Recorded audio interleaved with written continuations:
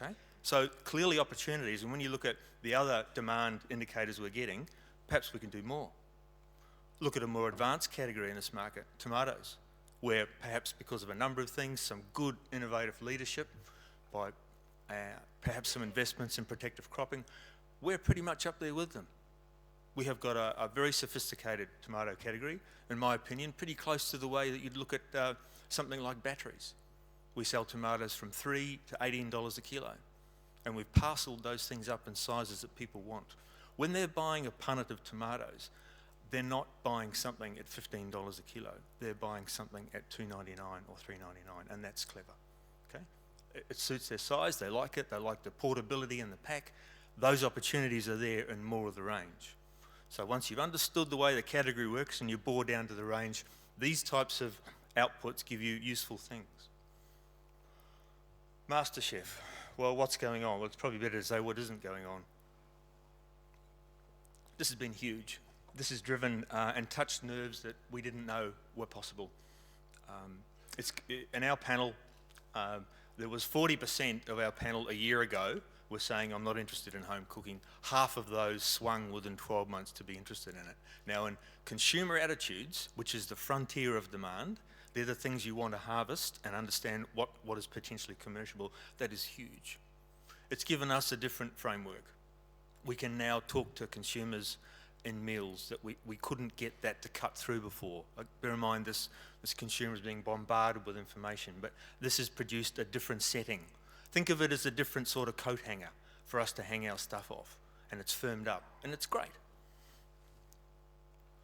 And the retailers have responded, perhaps moving from just a value focus through to more bundling up of that. Was it planned? I don't really know if it was all part of an overall strategy, but it has arrived and it is cutting through.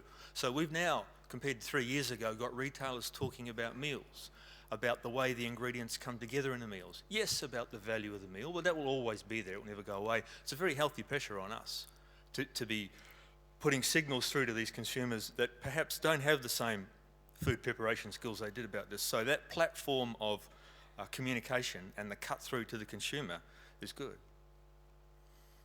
Alternative channels. Well, sometimes we talk about this and we go, well, what's going on? Yeah, we've had a bit of noise on the internet, Martin, that's okay, and other things are happening, but this is getting serious now. This is getting to be some serious volume. Aussie farmers are doing 130 million a year, and 40% of that's fruit and veg. We've got 100, in my view, providers of fruit in the box type offers into home on the east coast of Australia. Coles, good on them, have invested, bought 250 vans, and as of last week are going to run delivery of those orders through the Shell network, 600 odd stores. Woolies have been quietly investing, and I understand are pretty happy with that. We've seen the Costco offer come in, partially servicing food service, and probably headed for 300 million, with one store in Melbourne doing 180 and 2 others open, I believe, now, so they're up to 3 stores. And we have Aldi, 260 stores, humming along at about 4.5 billion food sales. Not a number they publish, a number we calculate. We're pretty comfortable with that. So that's a lot of alternative channels we didn't have 10 years ago. I think Aldi is a mainstream supermarket and we treat it like that. But if you add all the others up, we're getting substantial. There's one other one there that I think is important, and that's that 1.5 million boxes of food that's going into homes weekly from the Light and Easy and the Jenny Craigs. This is the young singles who are not necessarily wedded to cooking all the time. They are paying $150 a week for 14 meals, 7 lunches and 7 evening meals, and they are actually quite comfortable with the value. Okay? The convenience is good, they are increasingly comfortable with the price. Now that's a strong signal. That's a lot of business. You add up all those fringe channels, you're getting close to $1 billion worth of food. Why? Why is all that happening? And perhaps why does the internet get a kick along? Well, our whole interface with the technology has gone rapidly up. Just an indicator, the use of things like touch screens. We're all now comfortable using a touch screen. We trust it. There has been some early experiences with US internet shopping from here, which have kicked it up a bit more, and most of that's all been positive.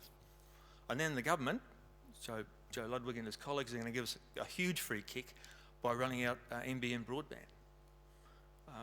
Will that make it kick it along further? Absolutely. Our internet sales are around about 1% of total retail. In UK, they're 9, in the US, they're 7. If they get to 3 to 4% here, that's the equivalent of Aldi's food sales. Okay? So that's not small. My advice is that to understand it, understand who's interacting, and have some way of being involved. Some exposure to that is a good idea. This won't close retail stores, but what it will do is make it a lot harder for those with retail store networks to achieve the growth they have been achieving. You don't have to take 20% off retail to make it painful. You've only got to take 1 or 2, and that's what this stuff's getting close to. Okay? And the overall technology. Fast and unforgiving is an understatement. Excuse me, if you're not sure about that, perhaps ask some of the Spanish cucumber growers or the German sprout growers. This has been a bad week. 2 loose comments have brought those 2 industries to their knees, and it's the speed of the media that's disseminated that so quickly. We haven't seen a food safety scare here, and the new speed of the media, but and how it may or may not. Both of those comments in Spain and Germany were ill-informed and have since proved to be not justified. There has been a problem with an E. coli scare, and they were tracing them back. It didn't help when Alexander Putin added to the sort of debate by saying we don't want any of those poisonous cucumbers coming into Russia.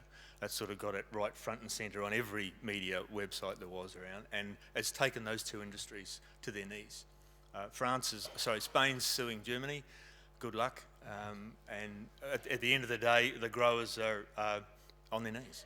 So the power and the speed of the media these days is warp speed, okay? And it's beyond us.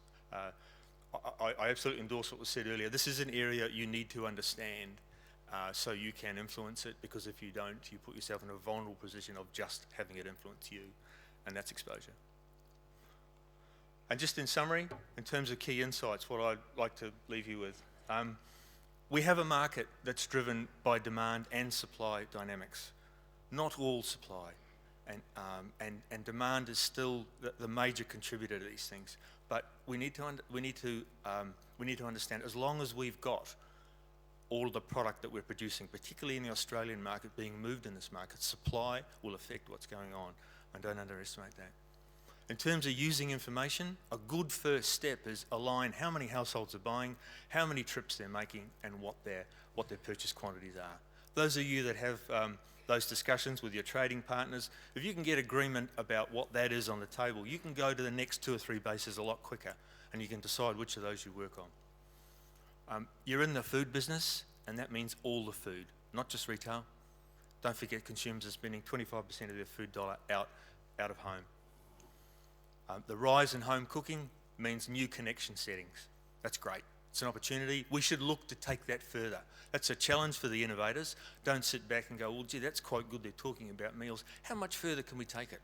How can we help them tailor that to various segments? How can we help them localise that and put offers in to localise that? Because that's very, very strong resonation with the consumers.